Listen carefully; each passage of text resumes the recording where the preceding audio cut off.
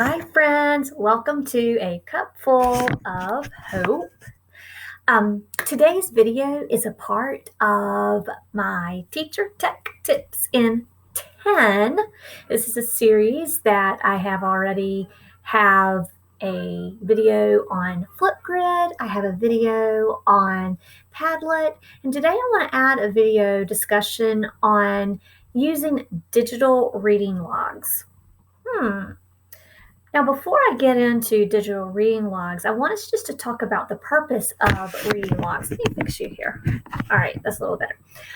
The purpose of reading logs. First of all, I follow along with the studies of The Book Whisperer and Reading in the Wild by Donalyn Miller. If you are not familiar with those books, I highly recommend that you read them because she gives us a view of what we should be doing in a reading workshop, which our focus is what? To produce readers and to produce lifelong learners through reading.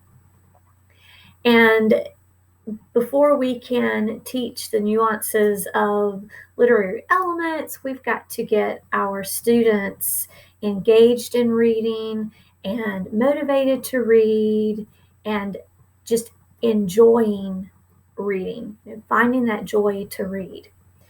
Now, in The Book Whisperer, she has a lot to say about reading logs. And I'm going to link those books down in the comments below because they are worth the read.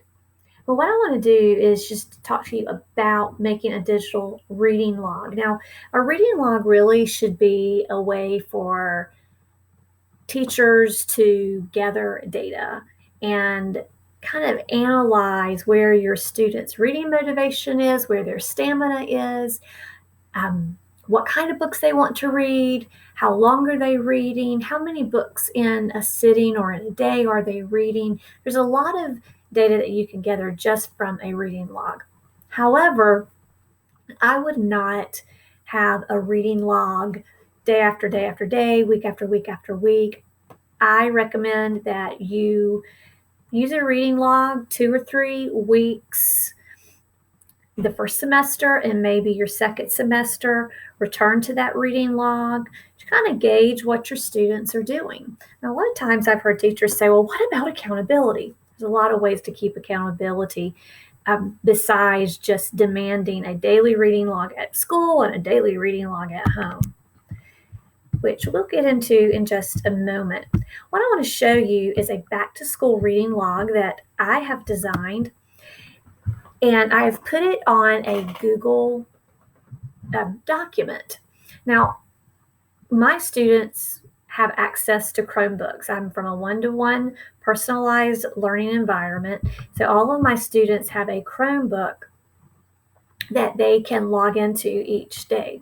So what I want to do when I am using a reading log and collecting data so I can determine what strategies that I want to teach to either individuals or even create some strategy groups to help my students grow in their stamina or grow in motivation to read or grow in their engagement. This right here is going to help me. And because I'm a second grade teacher, I created this reading log that I could put onto my Google Classroom. They download it into their own Google Drive, and they can return to it after each time that they spend time reading. Of course, I've got the date and the title, and as a second grade teacher at the beginning of the year, I'm interested. Are they reading more fiction or nonfiction texts? Are they reading more picture books or chapter books? Are they finishing books? Are they abandoning the books in the middle? This is going to give me a lot of information to help my students. Now, the reason I've created it to go digital is, number one, no more lost reading logs. So many times I've gotten ready to collect these reading logs from students so that we can talk about them, and then also so that I can collect the data to form some strategy groups. And they're like, I don't know where mine is. Or number two, they have forgotten to even fill it in.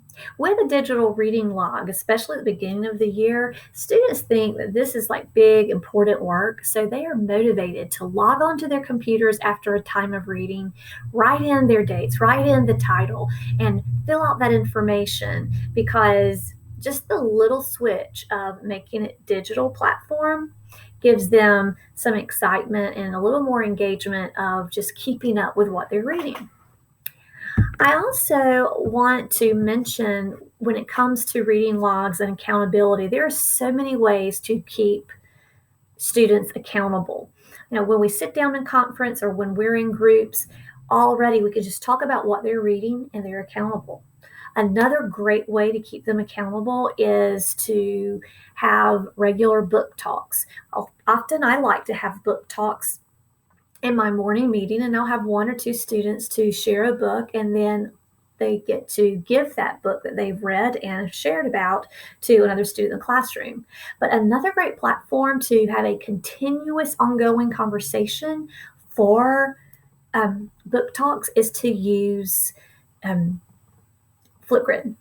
Flipgrid is a great platform. I'm putting a card above because I have done a Teacher Tech Tip in 10 for Flipgrid, showing you how I use it in the classroom during reading workshop. Also, another great response journals is great to use and to determine how students are reading and what they're thinking about while they read. And another great platform to do reading response journals instead of doing so much writing is Padlet. And I also want to link Padlet up to the video, because I've done another Teacher Tech Tip in 10 on how I use Padlet in the classroom. There's so many wonderful ways to keep our students accountable by filling out the old, tired reading log. One other website I just want to show you is Epic. If you have not heard from Epic, it is basically a digital book platform. It is free to teachers, and you can log in, you can create your own class. And the reason I love Epic so much is because you can assign books out to your students to read. If you're studying a certain topic, you can find these books. A lot of times when I'm doing, say, animal research, I don't have enough books to go around to my students. Well, we can log on to Epic and search about mammals, and there's all types of books that can come up as we study different animals, and then students can research. Back to the reading logs, though, the neat thing about Epic is you can see, and this is a reading log from one of my students at the end of the year, but you can see what they're reading every day, how long they have spent on each book. It tells us if they have finished the book. It tells us how many pages they've gone through the book. So this is just another great way to get students excited about reading and into more books on a digital platform. I hope that you got some good tech tips in this 10 minutes. I know it was fast and furious, but the purpose of this video is just to give you some quick ideas of how to immerse our students not only in literacy, but using it in a digital platform. I hope that you will come back to my channel. Please subscribe if you have not already. You can click the bell for notifications when another video is uploaded. And in the meantime, have yourself